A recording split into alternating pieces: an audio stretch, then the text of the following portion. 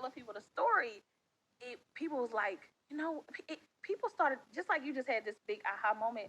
A lot of people had this like big aha moment, and it was this whole concept of like, so I haven't been crazy all this time. Mm-hmm. When I thought about doing this, I really went off. Yeah. I was following myself. I was doing me. Yeah. And like to see people like kind of like people would cry when they would read Unclone Life because they was like, man, I really thought I was crazy all this time. I thought I had to get approval from everybody. I thought like, oh, me wanting to do 15 different things, I ain't crazy because everybody come to me once they coach and told them they need the niche. And I always tell people like, I'm the coach that lets you do the most. You know what I'm saying? There's some. Okay, we got to talk about it. Yeah, we got to talk about it. We'll talk about it. Okay, so I think you know what I think in phases. Yes, that's important because people don't give themselves enough time to even master something. Yeah. So you don't believe that? No, I'm not saying that. I believe that you can be multi-passionate and do multiple things, but you do got to know how to focus and close the gap and then start again.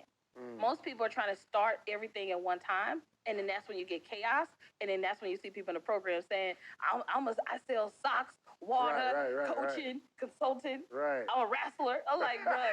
Like, we start wrestling, man. So you said focus, close the gap, and start over. Yes. Break that down. So, for instance, let's say you want to sell, hoodies and soft boxes, as an example. Don't start them at the same time. They don't even go together. Like, start the hoodie thing, like really put the marketing and branding behind it, like really grow it, end it, and then start the next thing. But don't be trying to do both of them at the same time because what the issue is, most people don't have the capacity to do too many things at the same time. That's one of the reasons why you don't need to be doing too much. Like now, if I say, hey David, like, oh, I got somebody on my team who can manage the softbox business. They know how to brand, they know how to market. Then you got a whole cool product development team over here. Now, if you got multiple product development teams, then you can launch multiple products. But because it's only you only have so much capacity as one person. That's why you're saying focus, close the gap in terms of like create a system where it's running. And then start over. You can start something else in the same process. Right. Now, you still got to have order. I'm a big systems person. So like really putting systems and processes in place, launch, close, start over. That's good. That's good. And now that I think about it, I would expect you to, if everybody's saying focus, you're like, nah, you ain't got to. You good. Come over here. Let me show you how to be unclosed. No, I ain't say be crazy. Right, There's a big difference. Yeah. But that's a really good perspective because even, as a coach sometimes, you're telling somebody to lock in and only do one thing.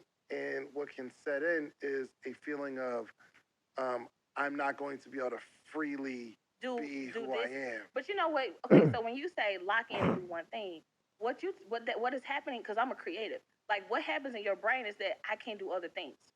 Right. I gotta we don't explain that. Yeah. And nobody really goes into why I'm asking you to do this one thing. What people should be saying is, hey, I know you got all this stuff you want to do. Which one you really want to do right now?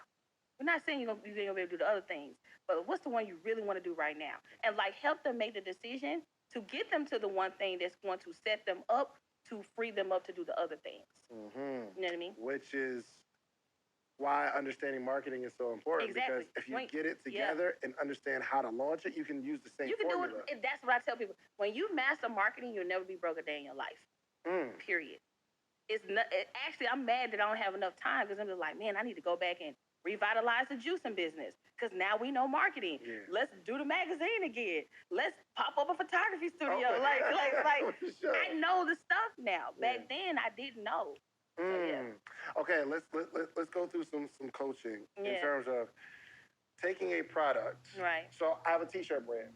Right. So actually, okay, I'll get some free coaching real quick. I am so selfish on this podcast. So I have a brand that does well when I'm selling it, right? But I don't have the time to focus on it. Right. So me and my best friend, he was like, yo, man, I want to do something in the entrepreneurial space. I'm like, all right, cool. Let's build this brand together.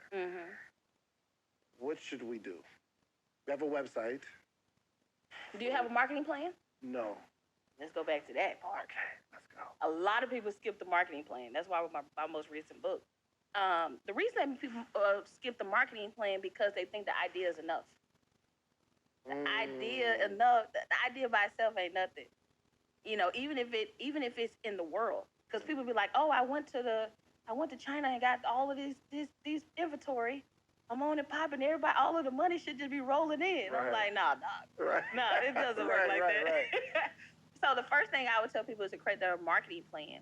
Like, how do you actually plan to roll out? I feel like a lot of times when people roll stuff out, they do a poor rollout, and it's kind of like, oh, I got this flyer. Let me just post it on social media. That's enough. And then they get mad because they don't get no sales. You ain't like tell people it was coming. Right. You ain't get them excited. You ain't do nothing. Like, think about all of the pre-promotion that the Super Bowl do before the Super Bowl actually happened. Yeah. If we would take that same amount of energy into our stuff before it actually comes out, man, we'd be out here killing it. Do you hear me? We would be killing it. Give me an idea of a marketing plan. Give me a rollout of, maybe something, a client or whatever, even a hypothetical. I can use one of my clients. So I have a client, her name is Dr. Ebony. She came out with my therapy cards. And essentially when she came to me, it was just idea. She reached out to me. She was like, hey, I want to coach with you. I have some ideas. She made a list of all the stuff that she wanted me to help her with. I was like, what you need help with? It always started with an idea. Somebody reached out, I got an idea for this. I'm like, all right, bet. Yeah. What's the idea? She told me the idea, and I'm like, okay, cool.